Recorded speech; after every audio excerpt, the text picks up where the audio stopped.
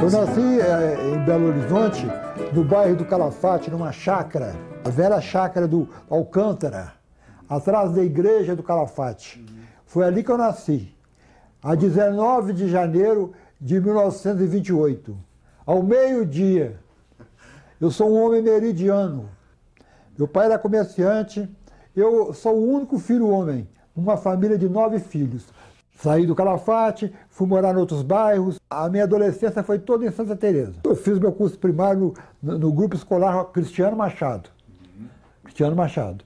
E depois fui estudar no que hoje chama Newton de Paiva.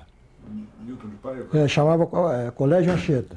A vida em Santa Teresa era muito alegre, tudo. Os primeiros conhecimentos da vida, os primeiros namoros, os primeiros passeios assim à noite, e assim pouco estudo e muita leitura. Li desde meus 12 anos que eu lia assim com assiduidade. Aos 14 anos eu já escrevia. E logo depois dos 14 anos eu li os Lusíadas dos Camões. Foi uma das coisas mais antigas que eu lembro assim. Eu trabalhava, simultaneamente ao estudo eu trabalhava. Eu trabalhei com meu pai algum tempo e tudo, mas eu trabalhei mais como boy e auxiliar de escritório. Trabalhei em grandes empresas, trabalhei na Belgo Mineira, trabalhei na Vale do Rio Doce, quando criou a Vale do Rio Doce. Mais tarde eu larguei e eu tive um problema de saúde, tive que fazer um tratamento, então eu deixei de estudo. E por aí eu passo a me interessar mais por literatura. E ligado a amigos e colegas de ginásio e de colégio, porque nessa época eu estudava aqui no Colégio Afonso Arinos. Eu sei que estudaram ali. Na minha época, o Viana de Assis, que foi meu grande amigo meu, minha mulher estudou lá, mas ela estudou noutra fase, doutorado e tudo. O Outran Dourado, escritor, meu amigo até hoje, nós somos mais ou menos contemporâneos, ele é 2 anos mais velho que eu. De 15 a 16 anos em diante, eu tive uma vida noturna, saía a noite toda. A vida noturna de Belo Horizonte, e eu, antes de eu completar 18 anos, era principalmente nas gafieiras, onde ia aprender a dançar. A gafieira mais importante da época é o Original Choro, que fica lá na Santa Efigênia, ali na Avenida Brasil. Já depois dos 18 anos eu passei a frequentar cabarés. Naquela época não havia boates, mas cabarés. E eu fui frequentador com 18 anos do Chantecler. Eu até estava recordando outro dia com meu filho, vendo um programa do Humberto Teixeira, que foi lá que pela primeira vez eu ouvi o baião, foi quando lançado o baião. E a gente saía para dançar, quando tocava o baião, era aquele sucesso. Né? Todo mundo saía para dançar. Chantecler ficava na rua Guaicurus. Embaixo ficava o Chantecler, em cima ficava o Montanhês. Meus companheiros de boemia nessa época eram o meu amigo já falecido, que foi o meu grande amigo de vida, que foi o Ayrton Almeida, que nós chamávamos de Guará. O Paulo Santos, o Eduardo Santos. Eu passei a frequentar a Casa do Baile, sábado e domingo. A gente ia para lá para dançar. Eu aprendi a dançar, a conhecer as coisas do mundo. Era um ambiente, como eu disse numa entrevista, meio hollywoodiano da época, em que se tocava aquelas músicas de Hollywood, aquelas coisas, uma orquestra muito boa, e uma pista de dança muito boa, um ambiente acolhedor, e que dava também uma dimensão assim, visual muito grande, que é um prédio muito bonito, que está lá até hoje. Até cerca de 21 anos, mais ou menos, eu frequentei por ali. Eu interrompi meus estudos, então não dei continuidade aos estudos, porque eu tive algum tempo em tratamento. Sabe? O senhor teve um problema? Tive um problema que eu tive que fazer um tratamento. E isso me interrompeu os estudos, e mais tarde eu entrei para jornal, comecei a trabalhar no Diário de Minas, o velho jornal aqui. No colégio, eu e os companheiros publicávamos um jornal na floresta, um jornalzinho mensal chamado A Sogra. A Sogra. É um jornal humorístico. Sabe? Então foi a primeira minha atividade na linha de jornalismo, foi A Sogra. Jornal. Havia 2 jornais na Floresta. A Floresta era muito populosa e de muito prestígio na época. Era um dos centros mais ativos de Belo Horizonte. Né? E nós estávamos ligados ali a Santa Teresa e tudo. E meus companheiros também morando na Floresta. Nós fizemos esse jornal, eu e outros companheiros. 2 jornais. O outro era o Veneno. O Veneno. O Veneno. Então eles eram rivais, sabe? O Veneno e a Sogra. Isso na década de 40, 40 e poucos. Tratava nesse jornal muito humor, muita piada, muita coisa, e os meus primeiros poemas. Primeiros poemas publicados. Eram poemas assim ainda incaracterísticos, etc. Mas publiquei muitos poemas na Sogra, muita coisa. Eu era secretário do jornal. Estava no período da ditadura do Getúlio Vargas. Vamos dizer, não havia repressão contra nós, jovens, mas havia um obstáculo de se lançar e ter ideias mais avançadas. Era um momento de censura, era um momento de censura no Brasil inteiro. Eu comecei a escrever no Diário de Minas, convidado por um amigo que fazia a parte do suplemento literário dominical do Diário de Minas. O Diário de Minas era um jornal circulava muito. Depois do Estado de Minas era um jornal de maior prestígio em Belo Horizonte. O Edmur Fonseca. Eu e o Fábio Lucas passamos a escrever essa sessão semanal. E foi uma sessão que teve uma aceitação muito grande, uma divulgação muito grande, e lançou a gente não apenas regionalmente, mas até nacionalmente, porque nós recebemos livros, publicações do Brasil inteiro. Tribuna das Letras. O Fábio Lucas é mais novo que eu, uns 2 ou 3 anos. Ele era estudante de Direito e trabalhava na prefeitura. Foi quando nós nos conhecemos. Eu era remunerado. A minha colaboração era remunerada. Eu sempre trabalhei remunerado em jornal, desde a mocidade. Dava para o sustento, porque eu tinha minha casa com meu pai, minha família. Dava para o sustento. Não é? Compreende? Para comprar livros, e minhas atividades boêmias, etc. Dava. E já nessa época eu estava envolvido eu já tinha lido quase toda a poesia portuguesa e a poesia brasileira. Eu conhecia quase toda. E nessa época eu me liguei muito à poesia modernista, à literatura modernista, mesmo a ficção, né? Oswald de Andrade, Mar de Andrade, e todos daquele período, Murilo Mendes e Drummond, sobretudo Drummond, também que teve uma atuação muito grande nessa época, né? já lançado nacionalmente, como principal poeta e tudo. E lia muito estrangeiros. Li muito estrangeiros. Eu li muito. Um poeta que me influenciou muito foi Baudelaire. Baudelaire francês. E o português Antero de Quental. Antero de Quental também me influiu muito. E o brasileiro Augusto dos Anjos. Eu já tinha aquela propensão para poesia, então eu lia mais poesia. Mas lia também ficção, li muita ficção. Li os principais autores de sucesso da época, como Hemingway, Faulkner, Henry Miller, que teve uma influência muito grande sobre mim. Né? Crítica literária, noticiário literário. É um colunismo, o que se chama hoje de colunismo. Nós fizemos uma série de artigos sobre a evolução da poesia brasileira. Pegando desde o início, desde Anchieta, até os poetas mais atuais da época. Sabe? Essa série de rodapés teve um sucesso muito grande. E foi aí, nesse ínterim, que eu conheci Laís, minha mulher. Aí nós começamos a namorar, etc. e tudo. Nós fundamos a revista Vocação, eu e um grupo de amigos, e com a fundação da revista Vocação, ela foi convidada também a participar do grupo. Ela já tinha uns poemas escritos, publicados também. Era difícil, né?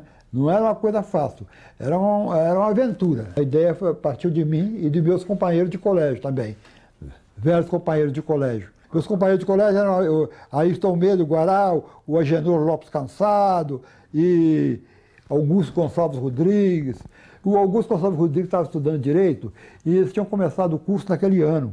E lá estudava também o Rui Mourão, estudava o Fábio Lucas, e estudava o Adonis Moreira, o Vladir Caldeira, então, o Tasso de Carvalho, e se formou um grupo grande, né, para a gente lançar essa revista. Né? Tinha na faculdade na escola de arquitetura também, nós tínhamos alguns colaboradores, e conseguimos fazer, então, essa coleção da revista, essa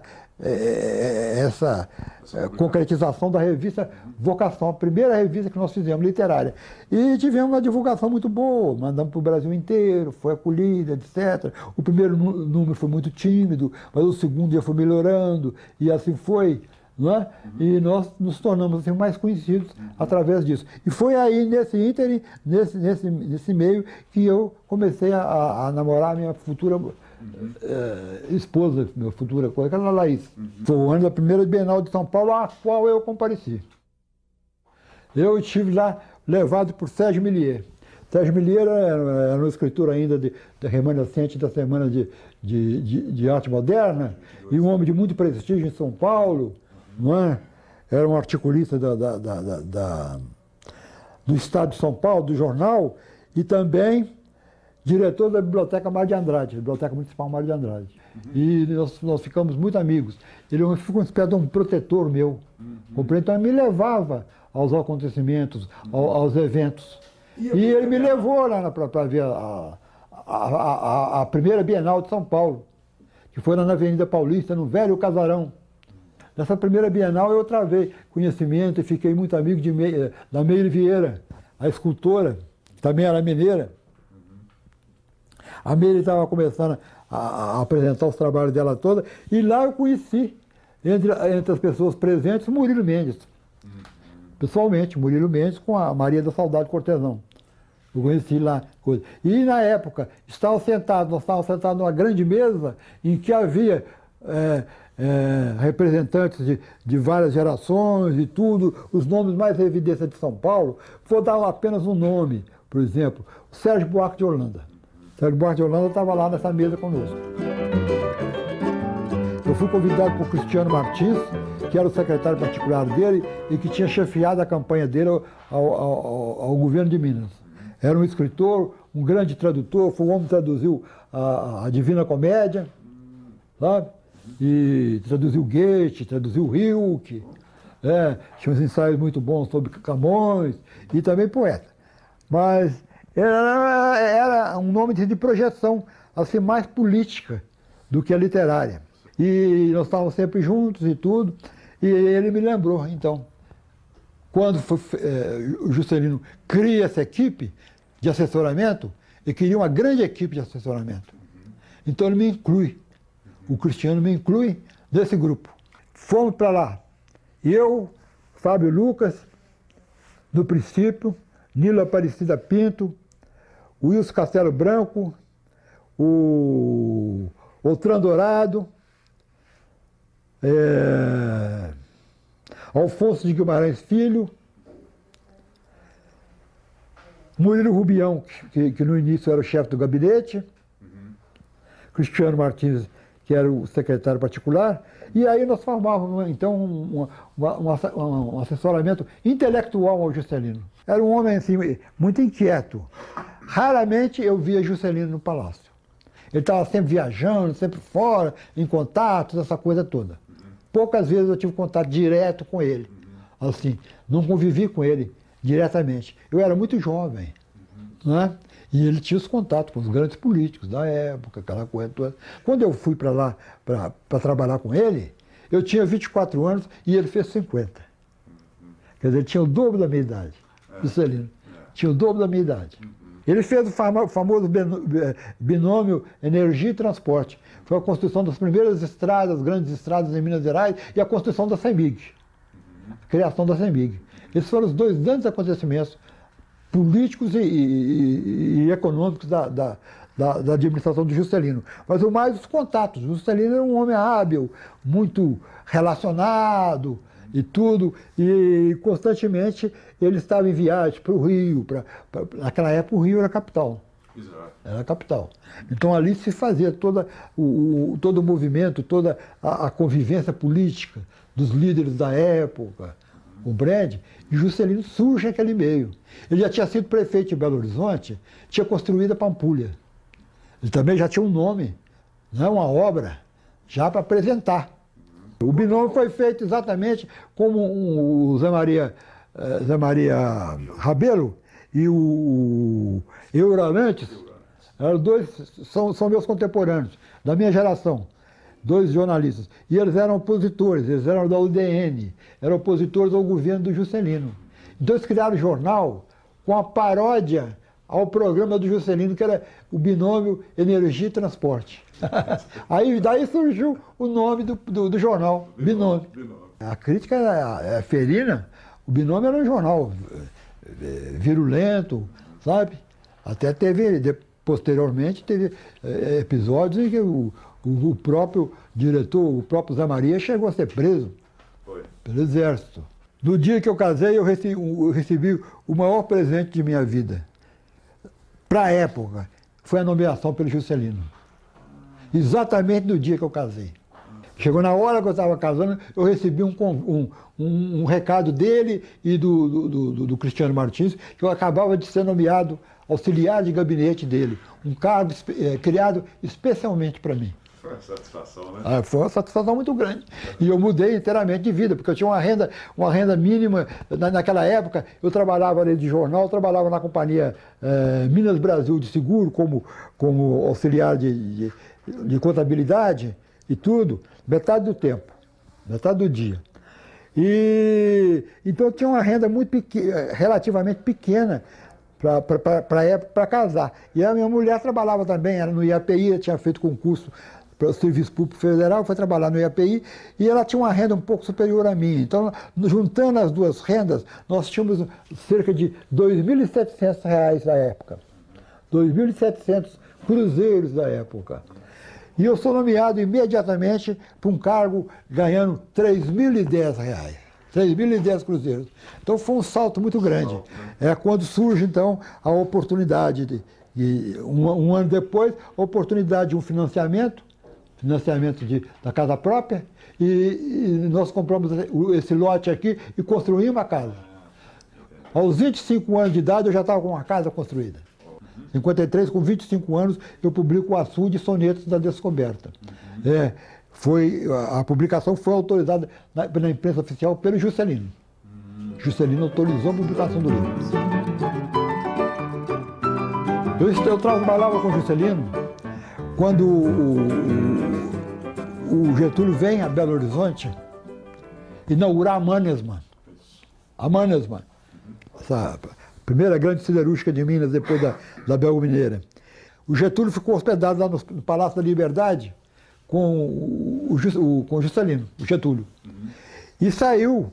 Eu estava na porta do palácio, no meio dos auxiliares, do pessoal de gabinete, para a saída do Getúlio. Então eu pude ver o Getúlio, a única vez que eu pude ver o Getúlio de perto. Sabe? Depois eu fui ter uma ligação assim com a memória do Getúlio, mais afetiva, quando eu fui para o Palácio do Catete e que eu fui conhecer o quarto onde o Getúlio se suicidou. Eu fui lá para conhecer o quarto. Eu fui trabalhar com o Juscelino no Rio de Janeiro. A campanha foi muito acirrada. Foi muito acirrada, a UDN boicotou Juscelino de todo jeito, que o Carlos Lacerda queria anular a eleição porque o Juscelino não tinha tido a maioria absoluta, mas na época a Constituição não exigia isso. Era um turno só. E nós fizemos um trabalho, fizemos um manifesto para o Juscelino, assinado por todos os escritores mineiros, um manifesto muito bom, no qual eu colaborei na redação. Juarez estava. Era um remanescente do chamado tenentismo. Foi um movimento dos anos 20 com o Luiz Carlos Prestes. E era um líder nordestino da UDN. A luta foi entre os dois. A disputa foi entre o Juscelino e o Juarez. Eu não cheguei a duvidar que ele tomava posse, porque é o seguinte, nós tínhamos como ministro da Guerra um outro mineiro, que era o Marechal Lott. O Marechal Lott era líder absoluto do Exército Brasileiro, das Forças Armadas. Eu conheci o Marechal Lott. Eu fiz uma viagem com o Marechal Lott e o Juscelino. Nós fomos para Ouro Preto para fazer uma inauguração lá na coisa. Então a cidade de Belo Horizonte até Ouro Preto, isso ainda antes da eleição do Juscelino. O Juscelino era governador do estado.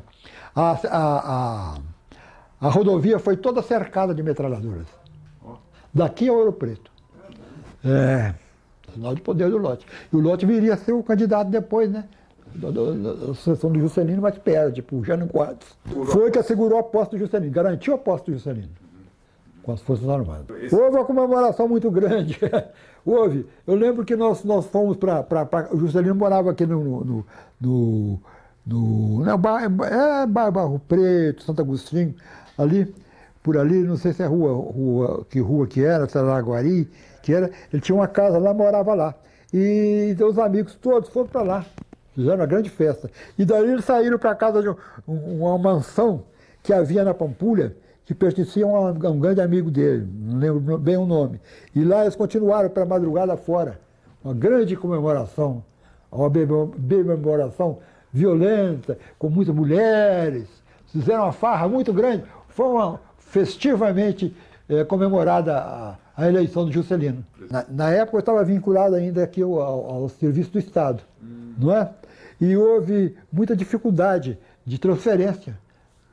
E estava demorando muito. Eu fiquei um mês no Rio de Janeiro, no Palácio do Catete, até que eu recebi um convite do governador novo, eleito em Minas Gerais, Bias Fortes, para assumir a principal assessoria dele. Então eu fui o principal assessor do Juscelino, do Bias Fortes. Eu vim numa posição muito superior à que eu teria no Rio de Janeiro. Eu com o filho dele, é o Zé Francisco, falecido, que era meu amigo e mais ou menos da minha idade.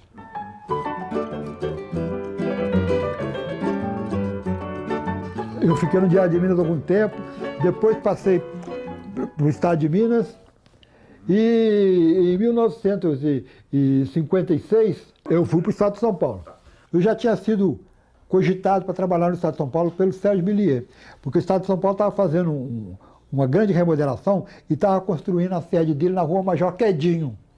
Um edifício muito grande, com todo conforto e tudo, mas ia demorar um pouco ainda. Então eu não fiquei em São Paulo, eu trabalhei em São Paulo.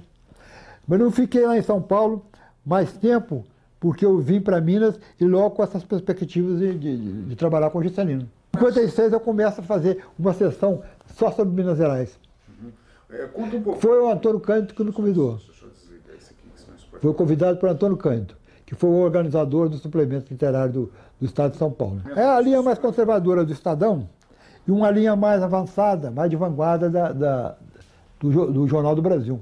O Jornal do Brasil foi quando apareceram os concretistas, a geração do Oliveira Bastos, do Mário Faustino, do Ferreira Goulart, no Rio de Janeiro. E em São Paulo era um grupo um pouco anterior a essa nossa geração. O grupo dominante era mais conservador. Era um grupo do Antônio Cândido, Décio de Almeida Prado, Paulo Emílio Salles Gomes, Sérgio Buarque de Holanda. Quase 10 anos. Mesmo depois que eu estava no Palácio, eu escrevia. Eu trabalhando aqui e escrevia para lá. Chamava Crônica de Belo Horizonte. Essas crônicas estão reunidas no meu livro Cartas de Aluvião. Fui posteriormente, já no ano 2000, eu vim a reunir a minha publicação esparsa. Tinha uma coluna efetivo, Crônica de Belo Horizonte. Era uma vez por mês. O terceiro domingo, o terceiro sábado do mês. O importante para mim, nessa crônica, é que eu me lancei nacionalmente, né? O Estado de São Paulo era um jornal nacional, de maior projeção, como hoje, quando depois surgiu o Globo, né? Eles tinham muito mais projeção do que o Globo. Era o grande jornal no Brasil todo, era o Estadão, Estado de São Paulo. E o Correio da Manhã no Rio de Janeiro, no qual também eu vim escrever. Nós criamos a revista Tendência simultaneamente à criação da revista Noigandres, pelo Grupo Concretista de São Paulo. O grupo principal era eu, Fábio Lucas e Rui Mourão. Eram nós três. E o Fritz Teixeira de Salles, ligado ao SEC. Eu também estive ligado à fundação do SEC. Eu fui um dos fundadores na ata de fundação do SEC. Eu assino, porque eu estou presente à reunião fundadora, sabe? Agora, quem era mesmo realmente a cabeça do SEC era o Ciro Siqueira, que era nosso companheiro na revista Vocação. Então, São Paulo houve, fizeram uma faculdade piloto, dirigida pelo Antônio Cândido, na cidadezinha de Assis. Foi uma experiência muito boa que fizeram lá, e com os maiores nomes da época como professores, grandes nomes como professores. E lá eles promovem, então, em 61, um grande congresso de crítica e história literária, e eu sou convidado. Aí eu participo. E aí, junto, quando eu chego lá, estão participando também Haroldo de Campos, Augusto de Campos, Décio Pinhatari, Zelino Grunewald, e meu amigo e compadre, o Benedito Nunes. Lá em Assis nós nos conhecemos. Conhecemos portugueses muito importantes, como o Adolfo Casais Monteiro, Jorge de Sena. Conhecemos Anatol Rosenfeld, e outros mais jovens, como João Alexandre Barbosa. A geração de 45 é a que eu surjo nela. No período que eu surgi, a geração de 45 era hegemônica. Tanto assim que os primeiros livros do Haroldo de Campos, foram publicados pelo Clube de Poesia. O Clube de Poesia era o clube da geração de 45. Uma literatura antimodernista, saudosista, muito ligada ao período parnasiano, uma volta no tempo. E nós rompemos com isso. O grande expoente da geração de 45 seria, mas ele não aceitou esse título, seria o João Cabral de Melo Neto. Mas ele não aceitou esse título porque ele superou isso tudo. Superou isso tudo. E meu amigo dileto e até a morte. Né? E mestre e companheiro. Seria o Péricles Eugênio da Silva Ramos, que era um cara muito culto, que havia em São Paulo, um poeta, e tradutor também, e tudo, de uma cultura muito grande. Ele ficou sendo o líder dessa geração de 45. Nós chegamos com uma ideia o seguinte: nesse momento, no Brasil, uma retomada. É o momento exato em que sai um movimento nacionalista, de defesa da Petrobras, da construção de Brasília. Na construção de Brasília, eu acompanhei muito a construção de Brasília, eu fui lá no início, não é? Fui no início da construção e fui na inauguração. Israel Pinheiro era o governador do Distrito Federal, com o qual depois eu vinha trabalhar assim, esporadicamente. O Israel Pinheiro me convidou para secretário particular dele, mas eu não aceitei. Quando eu fui eleito governador do estado, não aceitei porque eu estava com um projeto de trabalho de literatura muito avançado, compreende? E eu não quis voltar a ter uma atividade de gabinete, mas não criativa, principalmente o grupo de São Paulo. Eles queriam fazer uma mudança radical na linguagem poética, que são os concretistas. O concretismo é a busca da visualidade da palavra em relação ao discurso poético. Uma poesia mais visual, mais transparente, mais como aquele poema ali. Não é? Nós estávamos numa linha, a linha deles era uma linha parecida com essa, o Brand. Eles faziam uma poesia mais contundente, valorização gráfica, etc. Sabe? Essa era a poesia concreta. Verbo, voc, visual, como eles se chamavam. Mas lá em Assis, voltando a Assis, lá quando nós nos conhecemos, nós já levamos nossa revista, que era a tendência, que defendia uma posição nacionalista para a literatura brasileira. E teve uma repercussão nacional muito grande. Então as coisas ficaram polarizadas entre São Paulo e Minas Gerais. Os paulistas com a Noy Gandres e depois a revista Invenção, que funde a fusão da invenção com a parte participante. E no último número da revista Tendência, os paulistas vêm a colaborar. E havia uma confluência muito grande na evolução industrial, política ideológica brasileira e as manifestações de arte. É a época da Constituição de Brasília, poxa. Fundamental foi a Constituição de Brasília, foi um salto extraordinário, foi o coroamento praticamente da arte moderna no Brasil, foi a Constituição de Brasília. Amílcar de Castro vai trabalhar e refunde toda a parte gráfica do Jornal do Brasil. O Jornal do Brasil então dá um salto. Ele passa na frente do Correio da Manhã. O Correio da Manhã era mais conservador, mas era o grande jornal também que fazia oposição no Rio ao Estado de São Paulo. O jornal Estado de São Paulo. Surge aí o Cinema Novo, com Glauber Rocha, a figura exponencial do Cinema Novo, Glauber Rocha. Surge a Bossa Nova, com Tom Jobim, João Gilberto, e depois o Vinícius Moraes entrou também nessa jogada. Celso Brandt, pessoal da revista Caiaca. Essa revista ela tinha boa circulação e tudo, mas um grupo extremamente conservador, atrasado, sabe? Medíocre. Era que nós chamávamos de subliteratura. Carlos Maria Balsemão. O Balsemão era uma seção que nós criamos na Vocação só para criticar. Eu e Fábio Lucas fazíamos o Balsemão. Nós éramos o Balsemão. E nós comentávamos de forma apimentada todos os fatos assim, mais em evidência da cultura e da coisa. E era muito lido e as pessoas não sabiam identificar. Nós mantivemos em sigilo durante muito tempo. Só agora, mais tarde, é que nós revelamos isso.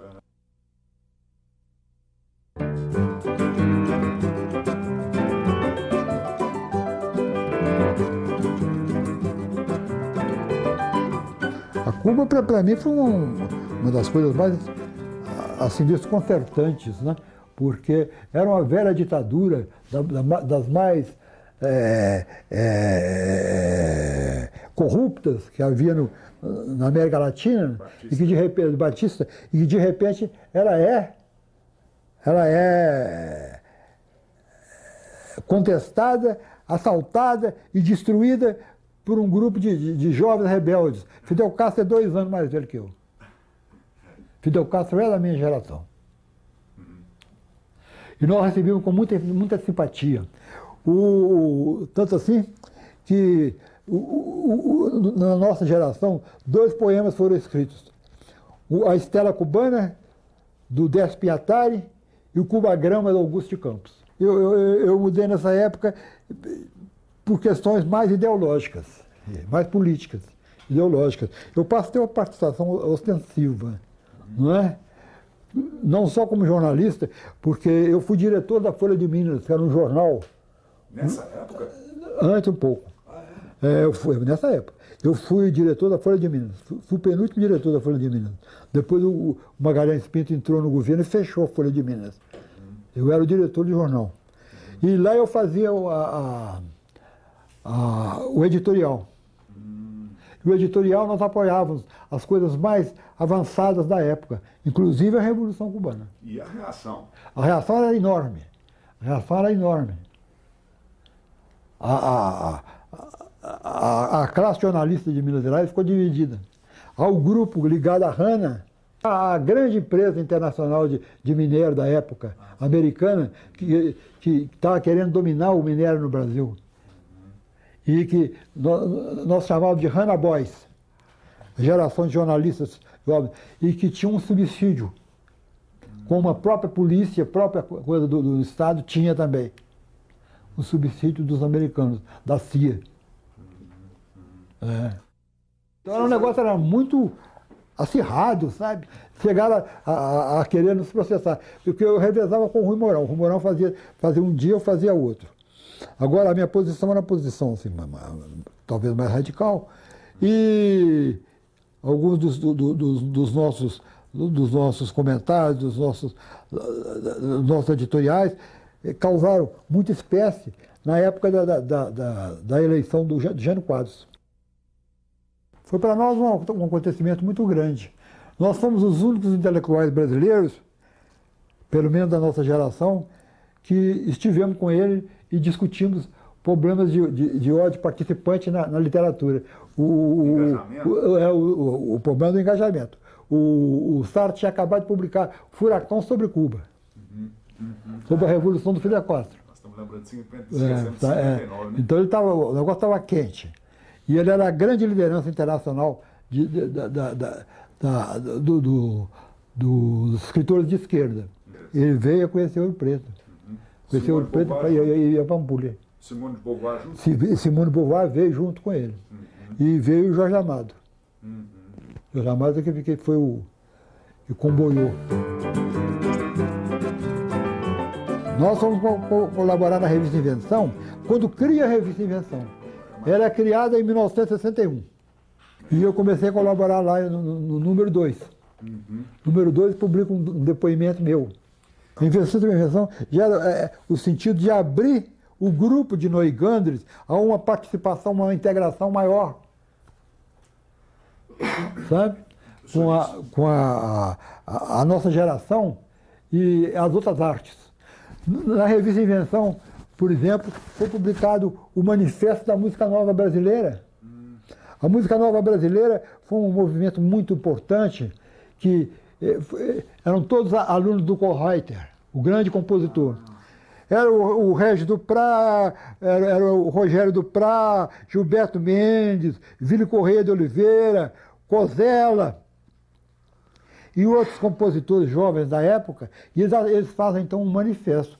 Esse manifesto da música nova é publicado, acho que no segundo ou terceiro número da Revista Invenção. Bacana. Isso modifica toda a perspectiva da criação musical brasileira. Porque daí, a partir da atuação do Rogério, de quem eu fui amigo e convivemos, e fomos muito amigos de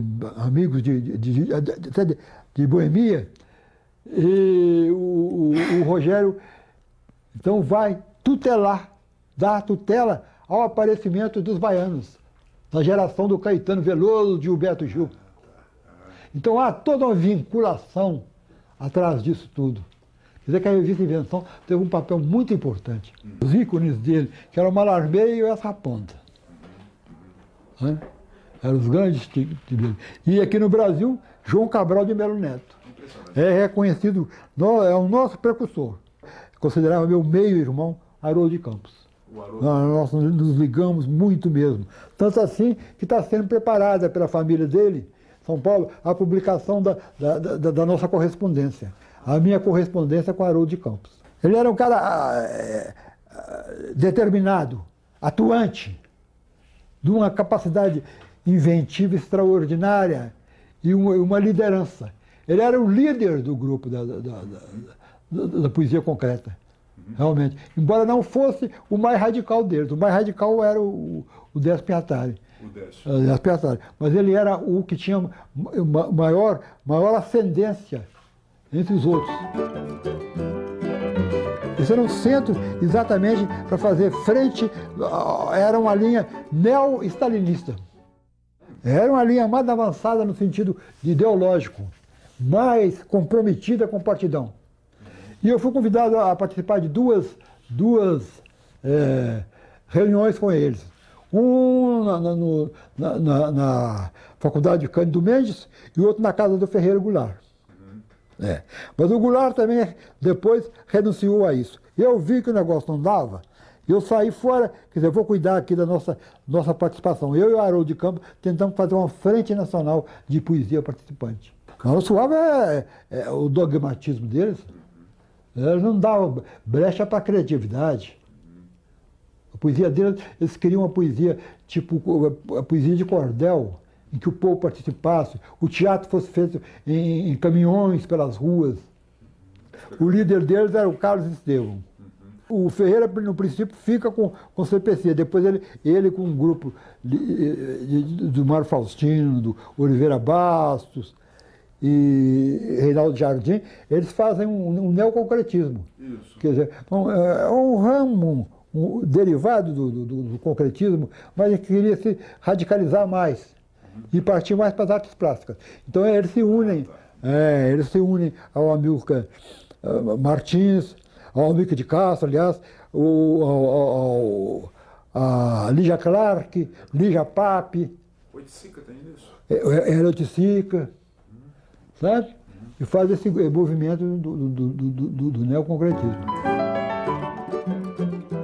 Era uma proposição de um grupo jovem que queria trazer a Minas uma exposição, a exposição de 56, do concretismo. Mas o Orlando, então ele me chama e me consulta.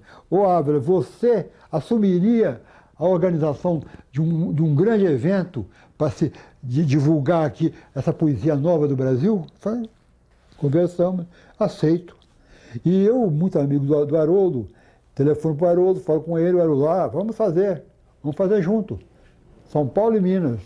Aí nós fizemos a Semana Nacional de Poesia de Vanguarda. Eu fui o coordenador geral dessa semana. Vieram de São Paulo os concretistas, o Haroldo de Campos, o Augusto de Campos, Décio Pinhatari, Pedro Xisto. Do Rio veio o Zé Lino Grunivaldi, veio o Roberto Pontual, do Pará veio Benedito Nunes, de Pernambuco veio Luiz Costa Lima. Na reitoria recém-inaugurada da Pampulha. Pampulha era um deserto. Só tinha o prédio da reitoria. Não estava construído nada em torno ainda. Só tinha a gráfica, que era um galpão do lado da reitoria, distante um pouco da reitoria, e a reitoria. A repercussão foi a mais positiva possível, porque nós não encontramos resistência. Nessa época eu era editor de cultura do Estado de Minas. Então eu tinha um órgão de poder muito grande, uma força de poder muito grande para divulgação e sustentar. Então assim que eu dediquei a coisa, e isso resultou na minha saída em 64 do jornal. Eu fui demitido do jornal exatamente por ter dado essa feição, essa participação a um movimento que depois foi circulado movimento de esquerda. O diretor do jornal fosse um amigo íntimo meu, Geraldo Teixeira da Costa, o GG, mas que tinha trabalhado comigo no Palácio, mas ele não resistiu à pressão interna do jornal e tiveram que me demitir. Mas graças exatamente a essa minha atuação e minha posição dentro do jornal, eu pude dar uma cobertura muito grande para a semana. Sabe? E ela foi muito divulgada, extremamente divulgada. Sabe? E grupos de conservadores e tal olharam aquilo com desconfiança, outros não acreditavam, sabe? Coisa de jovem, coisa assim, sabe? Não levaram muito a sério.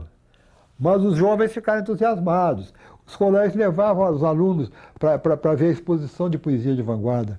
Os colégios levavam caravanas até a Pampulha para ver. A Pampulha era distante. O golpe já é pré-anunciado já nessa tentativa de não dar posse ao Juscelino. Já aí o movimento militar, aliado ao UDN, já estava preparando uma reação muito grande, associada aos órgãos internacionais de política dos Estados Unidos. Então, um ano antes de 64, eu já sabia. Nós fizemos isso, essa semana de poesia de vanguarda, em agosto de 63. No dia de inaugurar a exposição e o debate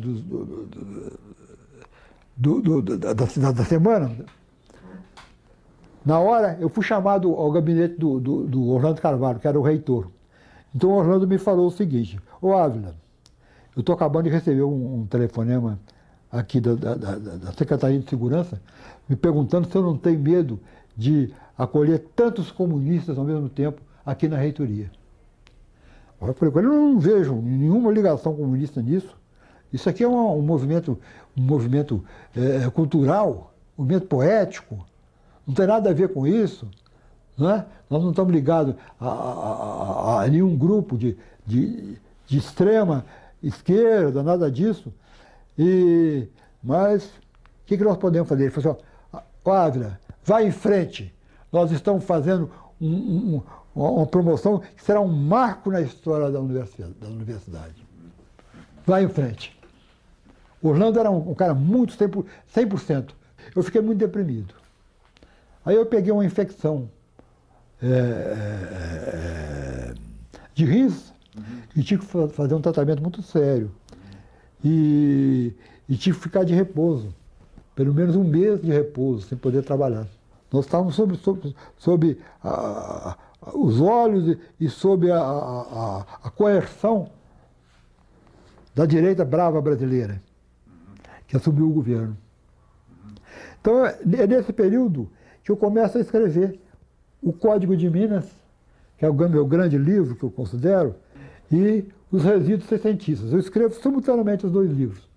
Sabe? O Código de Minas é uma interpretação ensaística das origens de Minas Gerais e da dicotomia ideológica da chamada mineiridade, o lado reacionário e o lado progressista. No Código de Minas, não. O Código de Minas é uma crítica virulenta às origens mineiras. No Resíduos Sessentistas, sim. Aí eu tenho um capítulo, Desdobramentos de um conflito ideológico. E os dois livros tiveram muita repercussão, sabe? O paradigma era um paradigma tectônico plástico, quer dizer, arquitetura e artes plásticas. Até então o Barroco era estudado sob esse ângulo. E nós não. Nós, quando surgimos com a revista Barroco, em 69, nós fundamos a revista Barroco, nós já vamos formar um grupo de pesquisadores dentro de uma orientação do Barroco como um fenômeno de mentalidade. E esse fenômeno de mentalidade extrapolava apenas a esses lados arquitetônico e plástico do Barroco. Nós pensávamos dessa forma. Por que seriam construídos tantos monumentos tão ricos, tão assim bonitos, né, cheios de criatividade, aquela linguagem impactante, tudo do Barroco, e isso não houvesse um correspondente disso dentro da sociedade do tempo. Aí eu descubro, e tenho os companheiros também que me acompanham, né, que o Barroco era um estilo de vida. Era um estilo de vida. E que ele se extrapolava inteiramente. As grandes festas, os grandes eventos, a música que o Kurt Lang já vinha estudando, e todas as outras coisas paralelas, a própria poesia com Cláudio Manuel da Costa, quer dizer, ela já era uma forma de romper com esse compartimentalismo plástico do Barroco. Então nós passamos a ver o Barroco como um condicionamento ideológico.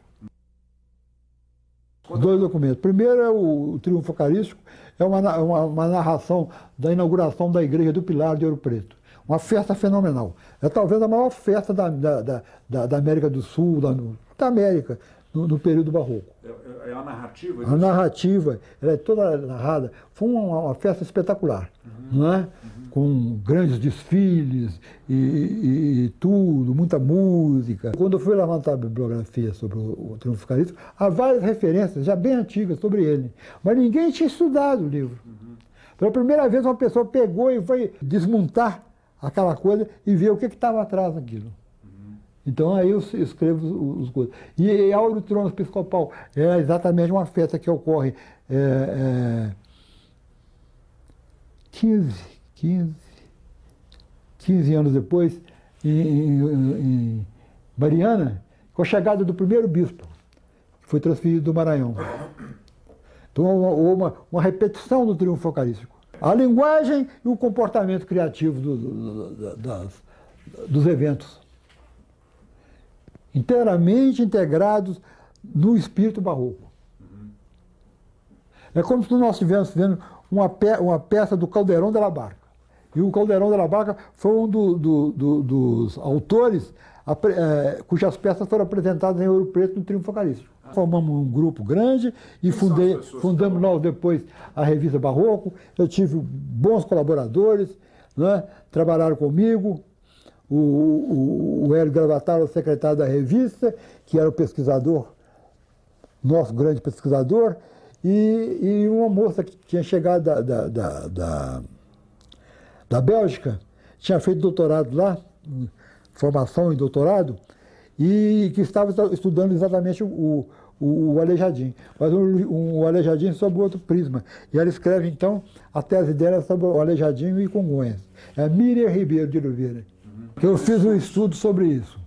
Chama, em confidência, um projeto de nação possível.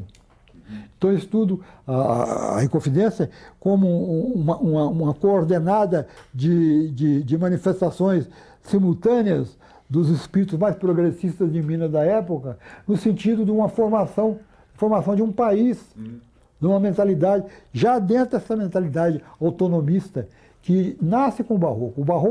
O nosso Barroco, ele é uma resposta ao Barroco europeu.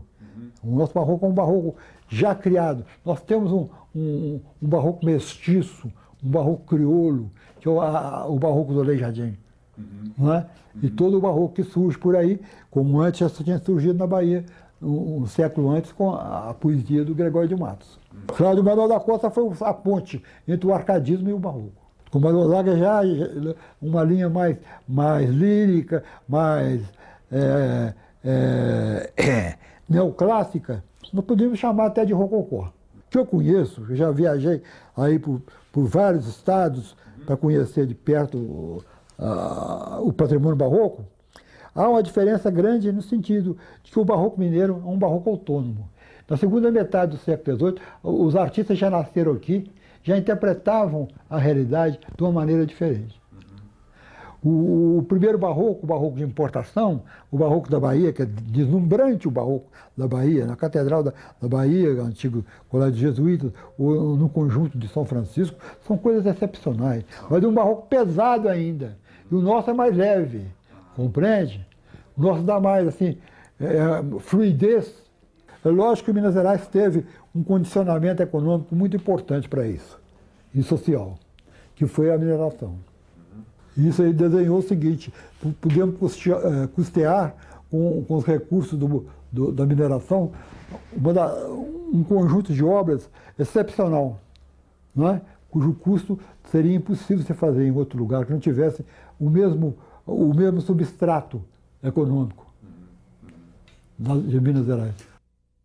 A ligação é clara, porque o barroco também procurava, principalmente a poesia barroca, com Góngora. Góngora foi o grande líder do barroquismo na Espanha e em Portugal. Eles procuravam uma linguagem também renovadora, que trouxesse mais importância ao significante do que ao significado. Sabe? Quer dizer, a forma, o barroco trabalhava mais com a forma do que com sentido, não tem, com conteúdo. Então você vê a ligação que há entre uma coisa e outra. O barroco é uma maneira de fugir à persuasão religiosa da contra-reforma. É a forma que o artista tinha de driblar toda a coerção contra ele. Uma metalinguagem. Ele cria uma linguagem própria para a poesia. Ela não tem o significado, vamos dizer, de um soneto do Camões. Não tem. Nós estávamos exatamente no período da ditadura militar e era uma forma de dar uma voz, principalmente as gerações mais novas, né? Eu fui o autor do projeto de lei que criou o suplemento. Eu fui. E minha mulher foi da comissão diretiva do suplemento. Ela com Murilo Rubião e Aires da Mata Machado Filho. Geração Suplemento são os jovens que começaram a trabalhar lá. Eu tinha muita ligação com os jovens, alguns amigos meus muito chegados, e que são meus amigos até hoje, mas entre os quais eu distingo dois que tiveram sucesso muito grande, dessa chamada geração complemento. Sérgio Santana e Sebastião Nunes. São os dois grandes nomes da chamada geração suplemento. Em 1973, eu vou trabalhar no projeto da Unesco para Ouro Preto. E aí eu passo a trabalhar na linha do patrimônio. Eu fico 20 anos trabalhando aí. O Centro de Estudos Barroco foi uma ideia do Orlando de Carvalho e que foi dirigido pelo Francisco Iglesias e que foi responsável pela edição dos Resíduos Sessentistas, a primeira edição. Nessa época, houve um esforço de descentralização vamos dizer, da tutela do patrimônio da área federal para áreas estaduais. Então, cada estado estava criando o seu instituto. Então, eu sou chamado pelo governo do estado para promover, para coordenar e elaborar um projeto de criação de um instituto semelhante em Minas Gerais. Então, eu crio o IEFA, faço a lei do IEFA, faço o estatuto de criação do IEFA e mais tarde eu vou para o IEFA para organizar o IEFA. Aí, como superintendente, eu vou organizar, deixo a organização lá, depois eu volto para a Fundação João Pinheiro, tudo dentro da área de patrimônio e de cidades históricas. Muito difícil, as decepções são muito grandes, por falta, por exemplo, esse grande plano de Ouro Preto, Mariana, da Unesco, não chegou a ser concretizado. Era um plano caro e tudo, e com pouca receptividade da parte das autoridades locais. Então isso me frustrou muito. Eu queria ver essa parte realmente implantada, mas que não deu para isso. A minha participação com o Tancredo foi uma participação muito ostensiva também em campanha. Sabe? Eu redigi 2 manifestos para a campanha do Tancredo. Um foi, está até no meu livro, Minor, Tancredo é a Mineiridade, e que foi subscrito por toda a intelectualidade mineira. Né? E eu me aproximei do Tancredo por uma série de questões. Primeiro que o Tancredo tinha, a mulher do Tancredo, dona Risoleta, tinha sido colega de minha cunhada e aluna do meu sogro, lá em São João del Rei. Então já havia uma aproximação de família, assim, entre ele. E eles, então, ele me põe como diretor da Fundação João Pinheiro. Eu já estava lá na Fundação João Pinheiro, mas aí eu sou promovido a diretor da Fundação João Pinheiro. E aí eu vou realizar. E ele me convida para ir trabalhar com ele, mas eu também não aceito, porque eu não queria. E o Renato Azeredo, que era meu amigo muito querido, me forçou, tentou persuadir, etc., mas não conseguiu. E eu cheguei a produzir algumas coisas para o Tancredo. E o Tancredo me estimava muito. Era o fim da ditadura, nós tínhamos uma abertura muito grande. A gente estava saindo do sufoco. Tancredo era para mim, para nós, uma abertura. A campanha, como eu chamo, a campanha democrática de Tancredo. Né? Que ele fala lá no princípio, na posse dele, o primeiro compromisso de Minas é com a liberdade. No período que eu tive ligado ao patrimônio, eu tive que refrear um pouco a minha atividade criativa literária, sabe? E coisa, porque me absorvia muito. Eu, já no final, e vou, quando me aposento em 89, eu passo a escrever, aí já só na área literária. Vou aposentar e vou me dedicar inteiramente à literatura. E de lá eu estou fazendo até hoje. E continuo publicando. Bom, eu considero a minha obra fundamental antes da retomada, que é a publicação do Barroco, do Código de Minas e da Cantaria Barroca. São os 2 grandes livros que eu publiquei, antes de me integrar à área do patrimônio. A mídia popular, a mídia televisiva, acabou com o espaço da literatura nos jornais. Com a própria imprensa, né? A própria imprensa foi muito afetada. De vários jornais que fecharam, desapareceram. Outros tiveram que restringir as publicações deles. A televisão foi isso. Foi a televisão. A televisão entra exatamente nesse período em que nós estávamos mais ativos, mais criativos na nossa parte cultural.